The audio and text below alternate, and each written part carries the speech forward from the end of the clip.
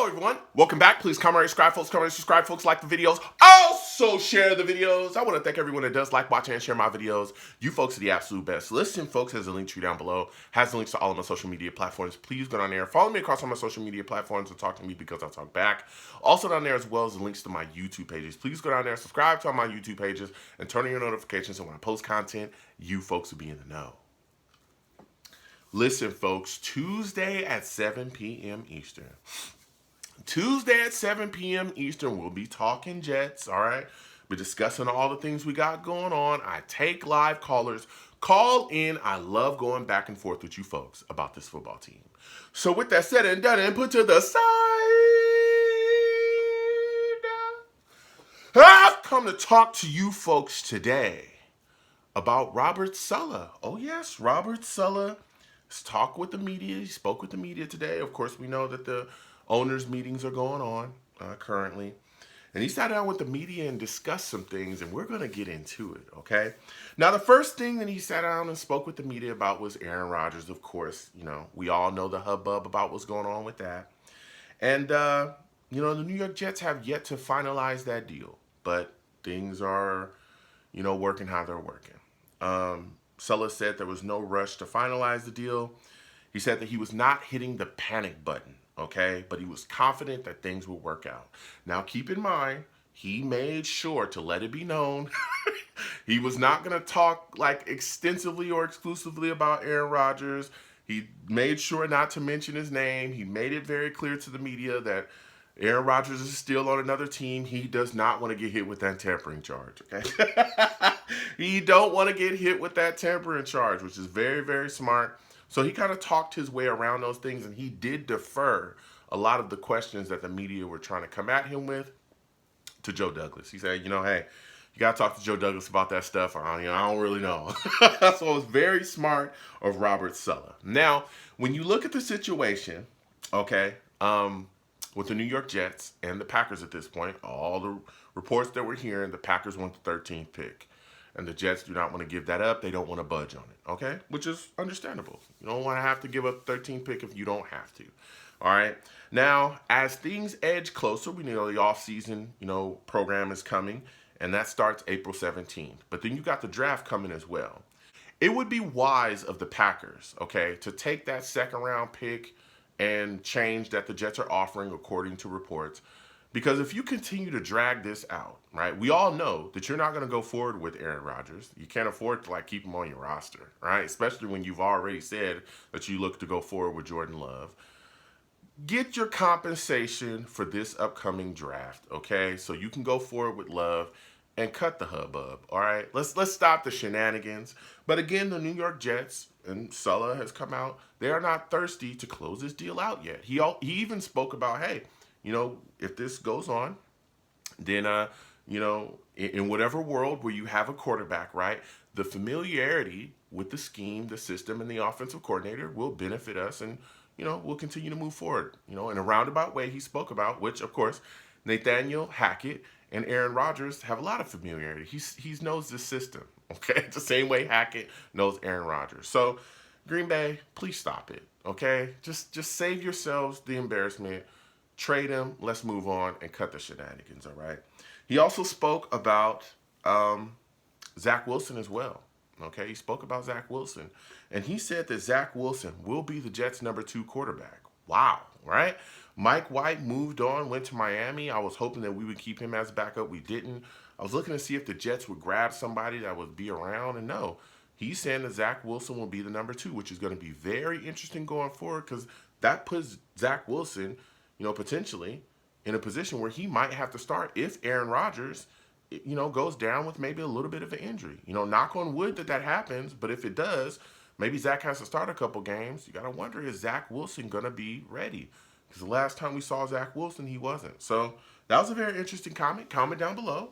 Give me your thoughts on that. He also spoke on Mecole Hardman as well in the wide receiver position. He said Mecole Hardman brings gas to the New York Jets offense. He talked about how explosive he was, and how he's an underrated route runner, but the New York Jets want to continue to work with him on that so he can get better there. They really covet Mecole Hardman. and what he's going to be able to bring to the Jets offense. He's very dynamic. He has a lot of things that he could do within the offense, not just jet sweeps and stuff, but he can end up taking the top off of a defense for real. You look at, we got Lazard, we got Garrett Wilson, Mikol's running around. I'm telling you, it's going to be, and Aaron Rodgers, whenever that deal gets done, boy, throwing the ball to those guys, whew, it's going to be a long day for a lot of defenses, okay? A long day for a lot of defenses. I also spoke about the fact that they weren't necessarily shopping Elijah Moore, but once McCole, got in the building and they knew the deal was done, the calls started coming for Elijah Moore left and right, and Joe Douglas decided to execute because he got some offers that he couldn't refuse. Of course, and of course, Elijah Moore had requested a trade as well, so that didn't help, the idea of him staying here. So, and they also spoke about OBJ as well, and Robert Saleh did say that OBJ is a phenomenal person. Kind of downplayed the ACL tears, as we know. OBJ is coming off of a recent ACL tear, and he said, "Listen, ACLs, you can fix those. Those get fixed." But OBJ is a good player, and he went on to speak about him. I've been talking about OBJ for a while. I'd love to see him in a Jets jersey. I wanted him in a Jets jersey since he was wanted out of the Giants facility. I wanted him here. Let me tell you something. You get OBJ on this roster, OBJ, Mecole, Allen Lazard, and Garrett Wilson, you cannot cover that, dog. You can't cover it. The type of of impact that OBJ would have here on this roster would be unbelievable, man. I know a lot of people want to talk about personality. I don't think he's as bad as a lot of people are trying to make him out to be. You listen to anyone that was there when he was with the Rams, they love OBJ, and he was one of the biggest reasons why the Rams were in that Super Bowl that year, and he was putting together work before he got hurt in that game. So OBJ, there's a lot of talks about OBJ and the Jets, that there's mutual interest to get a deal done and for him to become a Jet. We will see. All right. But clearly, Saleh thinks he's phenomenal. So they also spoke on the Jets offensive line as well. Spoke about the Jets being interested in Ben Jones, the free agent center currently that's still out there. Former Titan, Keith Carter as well, our offensive line coach, our current offensive line coach. He's also a former Tennessee Titan offensive line coach as well, and he worked with Ben Jones too. They spoke about that a little bit. He spoke about Mekhi Becton looking good, says that Mekhi Becton, is putting in the work, and you can clearly see that. It's all over social media. That man is slim and trim.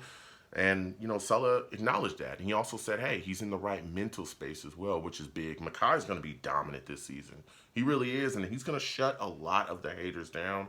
He spoke on Dwayne Brown as well. He said he needs to start drinking the same water that Dwayne Brown is drinking. Said he freaking loves that guy.